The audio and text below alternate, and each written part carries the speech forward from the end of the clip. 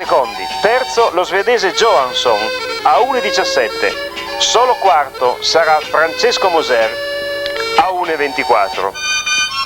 E qui siamo a Saint-Vincent, dove termina la trazione Alessandria-Saint-Vincent di 204 km. Il belga De Vlaming, con un grosso scatto, è riuscito a staccarsi dal plotone. Nelle tappe precedenti c'è stato un crollo di Francesco Moser.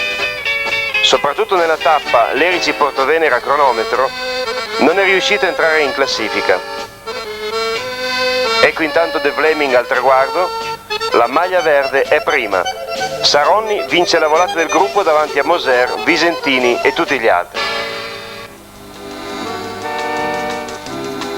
È caduto tra l'altro Knudsen, ma è riuscito a rialzarsi immediatamente. Per lui è sempre la seconda piazza in classifica generale. Per Saronni è sempre maglia rosa.